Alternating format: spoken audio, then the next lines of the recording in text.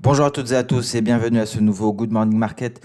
Nous sommes le jeudi 21 janvier 2021 et les indices américains ont enregistré de fortes hausses hier et ont clôturé à des niveaux records. Le S&P 500 a gagné 1,39%, le Dow Jones 0,83% et le Nasdaq près de 2%, environ 1,97%. Le Russell 2000 a quant à lui gagné 0,44%. Donc nous avons eu des indices à Wall Street qui ont marqué de nouveaux records.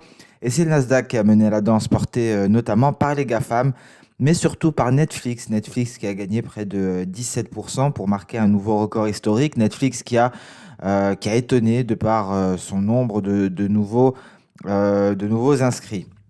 À noter que lors de son investiture, Joe Biden, à présent 46e président des États-Unis, a insisté sur la nécessité de mettre fin à la guerre civile entre communautés. Joe Biden a également signé quelques 15 décrets, notamment sur la réintégration de l'accord de Paris sur le climat, le mandat sur le port du masque, l'arrêt du financement du mur entre les États-Unis et le Mexique, mais également sur l'inégalité raciale, l'arrêt du Muslim ban, la révocation du permis pour l'oléoduc entre les États-Unis et le Canada, mais également pour rejoindre à nouveau l'OMS. Lors de la session en Asie-Pacifique, les indices se sont échangés à la hausse. Le Nikkei a gagné 0,8%, le Kospi coréen 1,5% et le S&P ASX 200 a gagné 0,8%. Des indices asiatiques qui ont progressé. Lorsque l'on a appris que certains républicains au Sénat ont déclaré qu'ils n'étaient pas prêts à adopter un autre projet de loi de relance dans un avenir proche. La Banque du Japon a laissé de son côté les taux d'intérêt inchangés et a réitéré le fait qu'elle était prête à agir si nécessaire. Et la séance d'aujourd'hui sera également marquée par de nombreuses décisions de banque centrale. Nous allons en parler lorsque nous allons aborder le calendrier économique. Sur le vieux continent, à présent, l'Italie a adopté une loi autorisant 32 milliards d'euros de dépenses supplémentaires. En Australie, le taux de chômage australien est tombé à 6,6% en décembre et les exportations japonaises ont augmenté de 2% par rapport à l'année précédente, tandis que les importations ont diminué de 11,6% par rapport à l'année dernière. Nous avons pris connaissance des données de l'API concernant les stocks de pétrole brut hebdomadaires aux États-Unis qui ont fait état d'une augmentation de 2,56 millions de barils. On s'attendait à une baisse de 0,3 millions de barils. Le Bitcoin semble donner un signal de vente et évolue aux alentours des 33 000 dollars actuellement. Nous allons en parler également. Les métaux précieux ont progressé. Seul le platine était une exception. Le pétrole et les produits agricoles ont également progressé. Le pétrole qui se replie légèrement actuellement, peut-être sur le point de nous donner une nouvelle impulsion haussière. Alors nous l'avons dit, la séance d'aujourd'hui sera marquée notamment par les décisions de banquiers centraux, les chiffres du chômage également, mais ce seront principalement les banquiers centraux qui domineront, avec la Norges Bank, la CBRT turque, mais également la BCE. Et donc, concernant la BCE, c'est la conférence de presse qui sera attendue par les investisseurs. Alors, nous allons passer à présent sur le compartiment action. Nous allons débuter par le vieux continent avec le DAX. Le DAX qui a débuté avec une impulsion haussière pour aller chercher les 14 000 points avant de se retirer quelque peu, mais les perspectives sont haussières depuis que nous sommes sortis par le haut de ce drapeau. Nous avons également franchi notre oblique haussière et nous sommes sortis du nuage par le haut. Donc, direction si ce sentiment se maintient, direction les récents sommets aux alentours des 14 120, une hausse qui pourrait même s'étendre en direction de nouveaux sommets. On pourrait se hisser au-dessus des 14 200 points, ce qui permettrait de finaliser cette vague haussière qui nous a sorti de ce nuage en données H4. Donc peut-être, si jamais on arrive à se maintenir au-dessus de l'oblique haussière, une poursuite en direction de nouveaux records historiques, 14 220 et quelques. On retiendra que cet objectif correspond plus ou moins à l'objectif que nous avions, l'objectif en données journalières qui permettrait de finaliser cette vague haussière. En tout cas, nous avons une barrière ici, la barrière des 14 048 dont il faudra s'affranchir avant d'aller chercher de nouveaux records historiques. Le CAC 40 ne parvient pas à sortir de son nuage, il est de retour en direction de sa zone de support. Alors est-ce qu'il parviendra à prendre appui dessus pour sortir du nuage? En tout cas, seule une clôture au-dessus du nuage permettrait d'envisager des perspectives haussières, même si le CAC 40 semble bien orienté tant qu'il sauvegarde ce niveau de support aux alentours des 5620 points. Et donc une sortie du nuage permettrait de se rapprocher des 5700, voire de les surpasser en direction des 5720 points. Le Nasdaq aura donc surperformé, porté par les GAFAM hier, et il a donc marqué un nouveau sommet aux alentours des 13 390. Nous avons surpassé le précédent. Le Nasdaq marque une pause. Les perspectives sont nettement haussières pour le moment concernant le Nasdaq. D'un point de vue Ishimoku, il est bien entendu au-dessus de tout élément. On remarquera un nuage ici qui vient s'épaissir, qui pourrait faire office de support sur le court terme aux alentours des 13 270 points. Et prudence, hein, tout repli qui pourrait intervenir en cours de séance. Dans ce cas-là, ce serait un retour en direction des 13 220. Il faudra réussir à tenir pour le Nasdaq au cours de cette séance pour bénéficier par la suite d'un nuage comme support. Le Dow Jones ici ne parvient pas à franchir à se maintenir, hein, au-dessus de la borne supérieure de son range. Il est tout de même parvenu à marquer un nouveau sommet, hein, de quelques points. Il se replie quelque peu à l'heure actuelle. Il pourrait reprendre sa course vers de nouveaux sommets. Donc vous l'aurez compris, les perspectives sont haussières pour le moment, que ce soit sur le vieux continent ou à Wall Street, mais ces perspectives devront être confirmées en cours de séance pour espérer une nouvelle course à la hausse à l'ouverture de Wall Street. Le S&P 500 également a marqué un nouveau sommet. On peut s'attendre à un pullback en direction des 3845 points, 3840, hein, au minimum. Et donc, il faudra encore une fois confirmer ces perspectives haussières avant l'ouverture de Wall Street, ce qui permettrait d'aller marquer de nouveaux sommets également pour le S&P 500. Le Russell 2000, lui, a été beaucoup moins dynamique, hein. Il ne parvient pas, pour sa part, à se maintenir au-dessus de ce niveau, hein, qui était une résistance qui devra devenir support pour espérer une poursuite de la hausse sur le Russell 2000. À l'image du Nasdaq, on remarquera un nuage qui vient s'élever aux alentours des 2150 en fin de séance américaine aujourd'hui. Et donc ce sera tout l'enjeu pour le Russell 2000, ce sera de se maintenir au-dessus de sa Kijun tout au long de cette séance pour espérer terminer la semaine avec à la clé de nouveaux sommets. Et donc cette situation est également imperceptible sur le Russell 2000 en 2NH4 avec cette résistance qui fait office de barrière pour le moment. On pourrait parvenir à se hisser au-dessus, donc pour lancer une nouvelle jambe haussière. Le Bitcoin se replie, nous sommes à 33 130 dollars et c'est un signal, hein, qui est donné pour le Bitcoin. Donc prudence, on pourrait aller revisiter les 30 500 dollars en cours de séance, ça pourrait aller très vite. Comme nous l'avions annoncé, effectivement, c'est la sortie de cette figure qui pourrait déterminer la tendance à court terme. Et là, pour l'heure, c'est un repli qui pourrait être envisageable. 30 500 dollars étant une cible, voire même les 29 190, donc aux alentours, hein, concrètement, des 30 000 dollars pour le Bitcoin. Un Bitcoin qui est en train d'approfondir la baisse à ce moment même. On passe à présent sur le compartiment des matières premières, un compartiment. Hier, nous nous sommes intéressés lors d'une vidéo spéciale qui sera publiée tous les mercredis sur les matières premières et les fondamentaux. Nous avons abordé quelques matières premières. Nous avons détaillé le marché du cacao, détaillé quelque peu, hein. Nous allons étayer les fondamentaux du cacao, étant donné que nous allons nous y intéresser de plus en plus prochainement. Le gold en rebond est parvenu à sortir de son nuage. Il lui reste à franchir ici la borne supérieure du canal baissier. Il éprouve quelques difficultés à ce niveau-là, aux alentours des 1870 dollars l'once.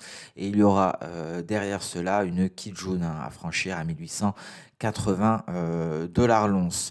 Ça donne quoi donc en données intraday? On a intégré le nuage, on pourrait marquer une pause. Prudence à tout retour en direction des 1852 $ l'once. Tant que l'on n'est pas sorti du nuage, on ne peut pas donc on ne peut pas se prononcer quant à une réelle reprise de la hausse sur le métal précieux. Et l'argent, après une très belle séance haussière, prudence également hein, sur l'argent qui fait face à une résistance de taille, et c'est ici les 26 $. Donc c'est à niveau capital qu'il faudra franchir pour espérer une poursuite de la hausse en direction des 27 $ à présent. Donc l'argent pourrait marquer une pause, notamment comme nous l'avions dit hier, après 3 séances de hausse consécutives et surtout après cette belle hausse de la veille. Prudence pour les cours de l'argent qui pourrait marquer une pause aujourd'hui. Et donc seule une clôture au-dessus des 26 $ nous permettrait d'envisager une poursuite de la hausse pour les séances à venir. Les cours du pétrole quasiment à l'équilibre à l'heure actuelle, mais une hausse est envisageable hein, pour les cours du pétrole malgré donc cette annulation hein, du permis concernant Keystone XL au Canada. Il faut savoir que cela n'empêchera pas le Canada d'envoyer son pétrole hein, qui pourra passer par voie ferroviaire. Donc cela n'impactera pas le pétrole. Nous sommes en train de rebondir à l'heure actuelle sur le pétrole WTI. Il faut savoir que même le retour des États-Unis concernant l'accord sur le climat de Paris pourrait également être haussier pour le pétrole. Et le meilleur moyen d'ailleurs, l'un des moyens de profiter de cela serait de s'intéresser à Total.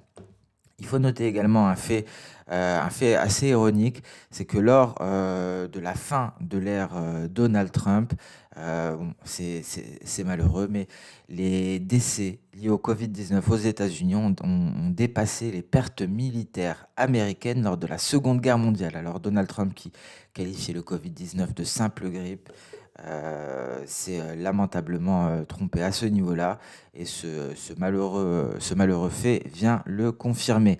Concernant le pétrole WTI, ce qui permettrait donc de renforcer les perspectives haussières serait un franchissement des 53,30 $, un franchissement de la Kijun qui nous ramènerait directement vers les précédents sommets. Et on garde en tête hein, ici le graphique en données journalières avec les 54,34 $ ici. Ce sera une résistance majeure dont il faudra s'affranchir, et un repli au contact de cette dernière ne serait pas exclu.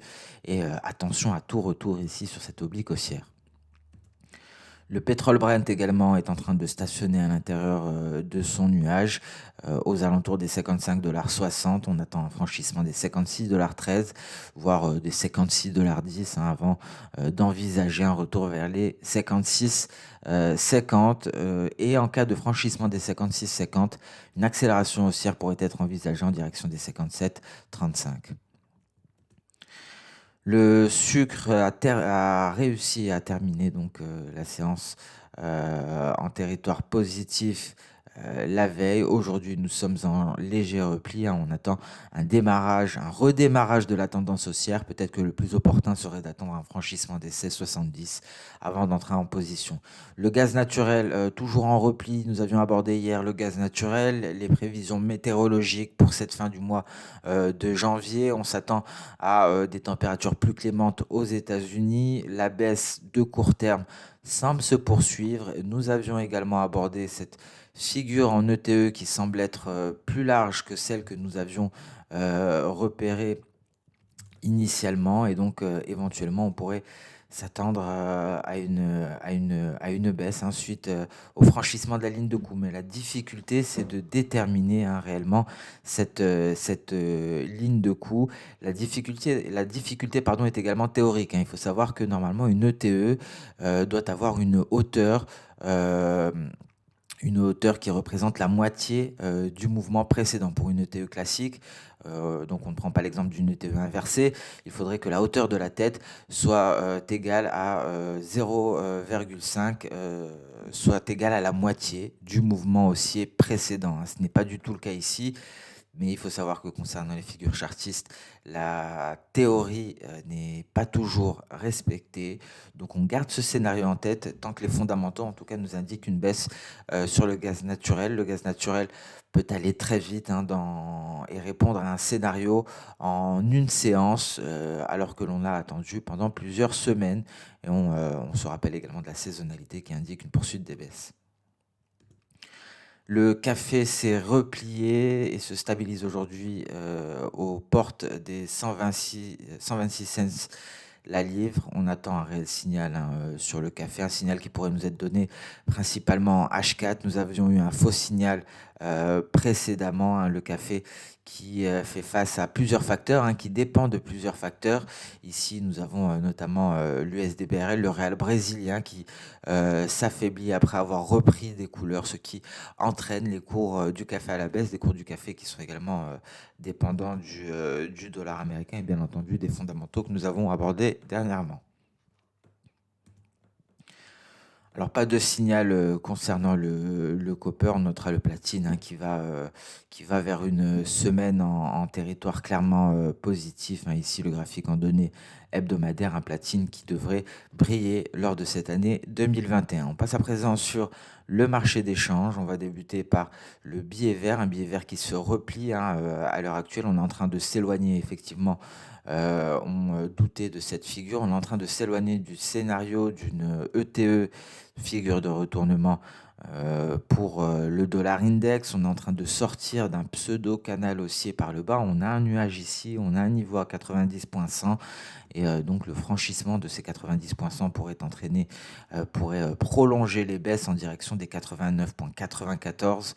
Et donc cela, bien entendu, permet à l'euro-dollar de retrouver des couleurs. Un euro-dollar qui s'est replié hier pour tenter une réintégration du nuage, une réintégration qui a été rejetée dans l'immédiat. On repart à la hausse et l'enjeu est le même hein, que la veille. Ce sera le suivant, s'affranchir de cette zone de support des 1,21 47. Dans ce cas-là, la hausse serait à privilégier hein, pour aller chercher dans un premier temps le seuil des 1,22 qui est matérialisé ici par notre Kijun, dernier rempart avant les 1,22-25. Alors, belle hausse du GBP USD, un GBP USD qui nous a bel et bien, qui nous a confirmé donc un signal après un rejet, après un quatrième rejet. Le GBP USD est en train de s'envoler à l'heure actuelle, 1,3740, une hausse qui pourrait se poursuivre. On va déterminer de ce pas un objectif grâce notamment aux projections d'Osoda. Ici, nous devrions avoir affaire à une projection V, étant donné que le repli à vue d'œil hein, semble inférieur à 0,5, à la moitié de l'impulsion haussière. Donc ici, c'est un V que l'on va chercher à ce niveau-là et c'est l'objectif des 1,38 117, donc légèrement au-dessus des 1,38, c'est l'objectif pour le GBP USD. Le NZD-USD s'est affranchi donc de cette oblique baissière. Il a invalidé notre figure en ETE pour venir réintégrer son nuage. Donc retour à la case départ. Hein, voilà un exemple d'ETE, de figure en épaule, tête-épaule, invalidée suite au franchissement de l'oblique baissière qui relie le sommet de la tête avec le sommet de la seconde épaule. L'AUDNZD est en pullback également en direction du support, et donc ce qui devrait lui permettre de reprendre un nouvel élan. Hein. On n'est pas parvenu à aller rallier la zone de résistance des 1,08 80. Nous avons échoué ici aux alentours des 1,08 35. Et donc, il faudrait prendre un peu plus, il faudrait revenir avec un peu plus de momentum aussi afin de réussir à s'affranchir de cette zone des 1,0835 pour parvenir à aller tester la prochaine zone de résistance. L'USD CHF, quant à lui, s'attaque à son niveau de support des 0,88 700. Prudence en cas de franchissement de ce support, on irait directement à la prochaine zone des 0,88 50. Ici, pour l'USD CHF qui nous a donné un signal de vente depuis encore une fois cette cette sortie du nuage par le bas. Je vous rappelle que la précédente sortie du nuage par le bas à ce niveau-là avait été stoppée justement par ce niveau de support, un niveau de support que l'on teste à maintes reprises. À chaque test consécutif, les probabilités de cassure augmentent considérablement. GBP-CHF ici sur le point de nous donner un signal d'achat. On est sur le haut de notre range, un range qui est d'actualité depuis le mois de mars 2020, et la borne supérieure correspond à un palier, donc les 1,22,070, c'est un palier de SSB du nuage hebdomadaire, et en cas de franchissement de ce palier, ce serait un signal en faveur d'une hausse pour le GBP CHF. L'euro-yen qui, après avoir tenté donc son pullback, s'est replié par la suite. On remarquera le nuage qui vient renforcer les perspectives baissières pour l'euro-yen, qui pourrait poursuivre en territoire négatif. GBP-yen, donc le GBP qui se renforce considérablement, le GBP-yen donc qui est en train de pousser à la hausse en direction des 142,750. L'USD-TRI, volatilité attendue au vu de la décision de la CBRT aujourd'hui. Donc prudence, hein, il n'y a pas de signal hein, pour le moment, mais une volatilité sera très certainement présente au moment de la décision de la Banque centrale turque. L'USD-Yen qui sort de son nuage par le bas et qui effectue son pullback vers le nuage, la lagging span ne parvient pas à en sortir. Dès qu'elle sera sortie, ce sera donc un signal de baisse en direction des 103,200, dernier rempart avant les 102,870. Et l'USD4 qui a effectivement approfondi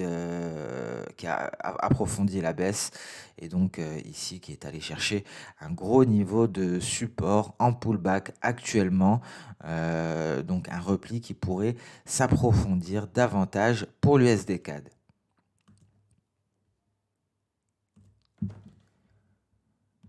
Alors ce Good Morning Market touche à sa fin. On se donne rendez-vous dès demain pour pour la prochaine vidéo, pour le prochain GMM. Une nouvelle émission sera également publiée demain après-midi qui sera focalisée donc sur les actions. Nous allons débuter dès demain et nous allons très certainement nous intéresser aux actions des véhicules électriques. Sur ce, je vous souhaite une excellente séance de trading. Rendez-vous demain pour la prochaine vidéo. N'hésitez pas à liker ce Good Morning Market ou même à poser vos questions en commentaire. Au revoir.